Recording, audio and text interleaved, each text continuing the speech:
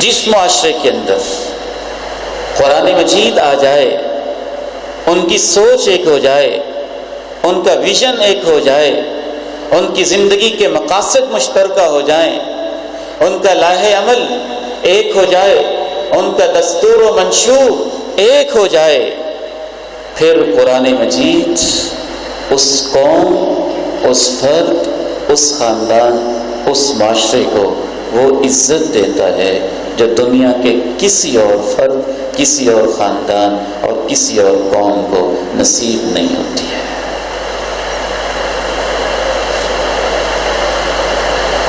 صحابہ کرام رضوان اللہ علیہم اجمعین کیا تھے؟ کس سبجیکٹ میں ان کی پی ایچ ڈی تھی؟ کس سبجیکٹ کے اندر ان کی فلسفی اور ایم فل تھا؟ کس سبجیکٹ کے اندر ان کی اسپیشلائزیشن تھی؟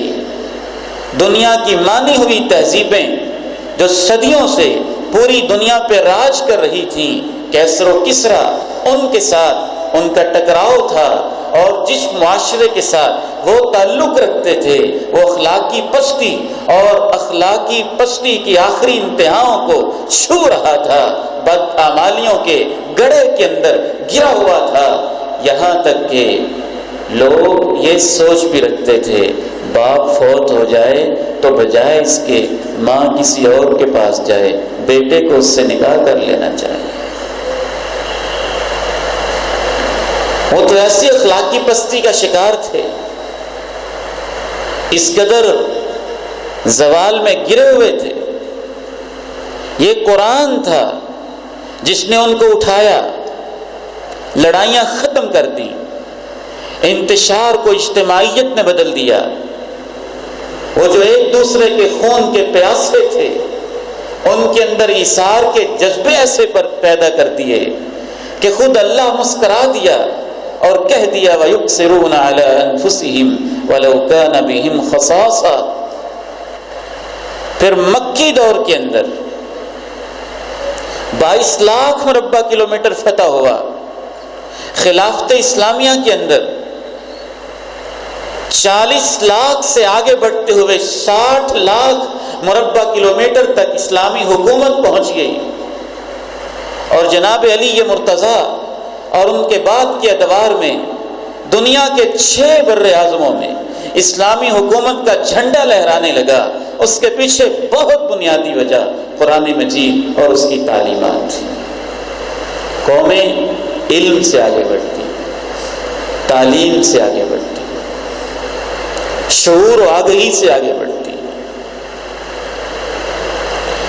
يَرْفَعِ اللَّهُ الَّذِينَ آمَنُوا مِنكُمْ وَالَّذِينَ أُوتُوا الْعِلْمَ دَرَجَاتٍ۔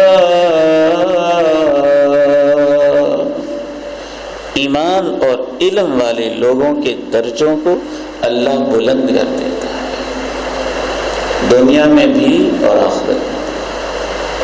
ابن ابزا غلام تھا، اسے مدینے کا گورنر بنا دیا گیا عارضی طور پر۔ جناب عمر نے پوچھا کس کو گورنر بنایا ہے عارضی طور پر؟ کہا ابن ابزا کو۔ کہا عرب کے سرداروں پہ تم نے ایک غلام کو ان کا گورنر مقرر کر دیا۔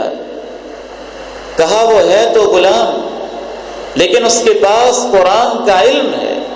تو اس موقع پہ جناب ابن عمر نے کہا تھا، بجا کہا اللہ کے پیارے نبی علیہ الصلاۃ والسلام نے ان اللہ یرفع بهذا الكتاب اقواما ويضع به آخرین، اس قرآن کے ذریعے اللہ بہت سارے لوگوں کو عزت دیتا ہے اور اسے چھوڑنے کی وجہ سے بہت سارے لوگوں کو ذلیل و رسوا کرتا ہے۔